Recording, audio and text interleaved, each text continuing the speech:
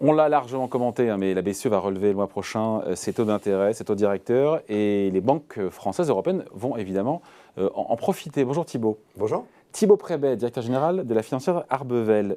Assurément, il faut expliquer pourquoi c'est une bonne nouvelle pour le secteur bancaire, cette fin des taux directeurs négatifs de la Banque Centrale Européenne. Alors oui, c'est plutôt une bonne nouvelle. Après, il y a plusieurs raisons de modérer ce discours et de comprendre pourquoi on dit ça.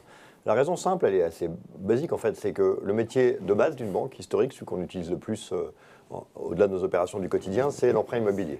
L'emprunt immobilier a un fonctionnement assez simple, c'est que vous avez des dépôts de vos clients qui laissent de l'argent sur leur compte, vous prenez tout ça et vous le prêtez à quelqu'un. Et cet argent, vous vous dites, ça détruit les dépôts puisque vous prenez de l'argent des dépôts pour prêter.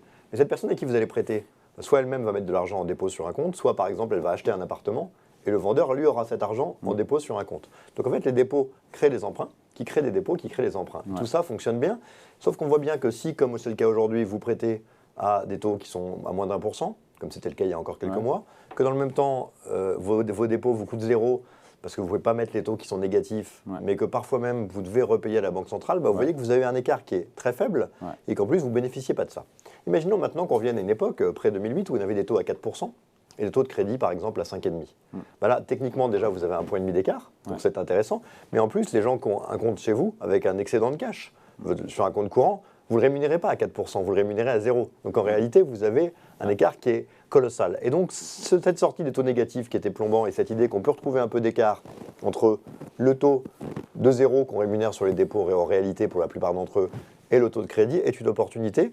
Et puis il y a également la pente, puisque pour la partie que vous ne prenez pas sur des taux de dépôt, vous pouvez le prendre sur des emprunts court terme. Donc il y a à la fois le niveau absolu des taux et le niveau de la pente, qui sont deux paramètres qui classiquement sont positifs pour les valeurs bancaires. Donc mécaniquement, les revenus des banques vont s'accroître, c'est ça. Et puis c'est vrai que ça coûtait cher aux banques de placer leur liquidité excédentaire dans les coffres, même s'il n'y a pas de coffre en l'occurrence de la BCE.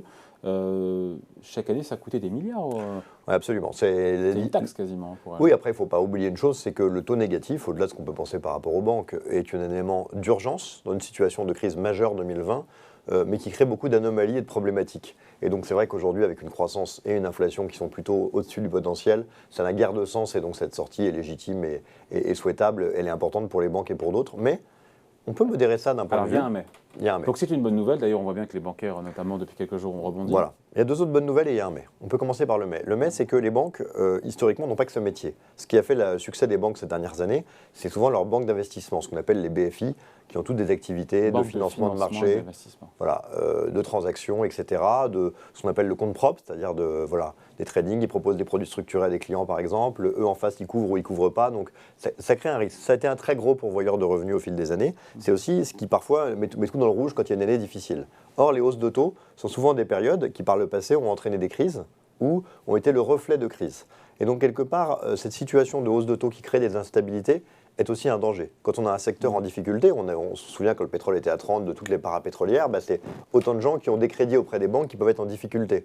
Au contraire, quand ça manque trop, ça peut être l'inverse. D'autres secteurs industriels peuvent être en difficulté ou la distribution, qu'eux aussi ont des crédits. Donc, il y a techniquement un fondement qui est revenir à des taux avec un peu plus de pente, un peu plus élevé, c'est positif. Attention toutefois, quand ça commence à devenir un poids pour l'économie, c'est aussi un problème pour les banques. Donc, il faudra rester raisonnable sur ce sujet et prudent. Dans l'idée, c'est bien. Si ça va trop loin ou que ça crée des difficultés, c'est les banques les premières qui vont en pâtir. Évidemment. Après, c'est vrai que qui dit hausse de taux dit potentiellement dégradation de la conjoncture, ce qui peut générer moins de projets d'investissement de la part des entreprises ou même des particuliers, et donc des banques qui prêtent plus cher, mais qui prêtent avec moins de volume, puisqu'il y aurait moins de projets. C'est possible aussi. En réalité, c'est vrai que les choses sont toujours plus complexes que ça. Mais on voit que le métier bancaire n'est pas un métier qui opère bien en situation de taux négatif. Et donc, c'est forcément une amélioration. Après, on a vu au fil des années que les chocs qu'ont subis les banques quasiment tous les 2 ans et les valorisations bancaires qui ont quand même beaucoup souffert pour la plupart des acteurs, en Europe comme aux États-Unis. Ça s'était plus vu en Europe où les poids dans les indices étaient assez élevés, donc ça faisait quand même assez mal. Pour les acteurs américains, le poids des banques reste assez marginal. Et donc, du coup, voilà, on a bien vu que c'était souvent quelque chose qui souffrait des perturbations et que cette période qu'on est en train de vivre est une période qui est propice à des perturbations. Donc, prudence, mais sur le fond, un discours plutôt positif. Puis, il y a d'autres éléments marché qui justifient aussi cet intérêt pour les banques. La première, c'est que si on compare aux autres types de secteurs, pour beaucoup de secteurs, ces taux négatifs peuvent être, les taux qui remontent peuvent être problématiques. Soit parce que des valeurs sont chères, on l'a vu depuis le début de l'année avec la baisse de toutes les valeurs de croissance, soit parce que ces valeurs sont plombées par des taux, parce qu'elles sont lourdement endettées, parce qu'elles ont un BFR important, ou toutes les causes qui peuvent le faire. Donc les banques profitent des taux qui montent, c'est assez clair, mais elles en profitent surtout comparablement par rapport aux autres secteurs, où peu de secteurs ont un intérêt à ça. Voilà, on peut avoir un raisonnement d'ailleurs assez proche sur la partie assurantielle qui pourrait également en bénéficier. Et puis le dernier point également, c'est que les banques, contrairement à la plupart des secteurs, même si ça s'est un peu inversé récemment, sont dans un marasme depuis 5 ans, 10 ans, 15 ans, et trouvent donc aussi des terrains d'acheteurs qui sont assez intéressants en disant ça s'inverse. Globalement, ça ne vaut pas grand-chose, à un moment où certes d'autres secteurs ont beaucoup baissé, mais suite à des hausses qui étaient très importantes. Donc voilà, un intérêt structurel, un intérêt comparatif dans la capacité à encaisser les taux, puis peut-être un point de marché. Donc tout ça milite pour un bon momentum. En tout cas, un intérêt retrouvé pour le marché qu'il faudra concrétiser dans les résultats. Mais cette idée que le secteur qui a été honni pendant très longtemps a aujourd'hui objectivement quelques arguments pour que les investisseurs, en tout cas ceux qui sont assez conjoncturels et tactiques, puissent trouver des arguments à retour en grâce de ce type de papier. Ce qui explique encore une fois la remontée des cours depuis maintenant à peu près une semaine. Encore que avec le ralentissement en cours et le freinage de l'activité économique, ça risque d'augmenter ce qu'on appelle le coût du risque. Le coût du risque, voilà, c'est ça, c'est le coût du risque des banques, avec des emprunteurs qui seraient peut-être en difficulté pour rembourser. On peut imaginer, voilà, quelqu'un qui tombe au chômage, qui peut plus rembourser c'est vrai pour tous les secteurs. Son crédit, une entreprise qui fait faillite. Et voilà, un ralentissement, c'est potentiellement plus de Mais c'est vrai pour tous les secteurs. De provisions. Et on peut dire que dans ces difficultés qui affectent tous les secteurs, il y a peut-être certains points qui sont un peu plus favorables aux banques qu'aux autres. Reste que la conjoncture est fragile, tout en étant intéressante parce que les marchés ont beaucoup baissé et source d'opportunités. Bon, je ne suis pas super fan de cette perspective d'investir sur le secteur bancaire. En fait, si on se place sur des choses un peu tactiques, je pense que ça a beaucoup de sens. Sur le très long terme, on voit bien qu'on n'a pas désenvolé des profits durables. En fait, la limite des banques, elle est assez simple. C'est qu'on est dans des économies modernes qui sont des économies de ralentissement démographique, qui ne créent pas du coup une ampleur de la consommation structurelle.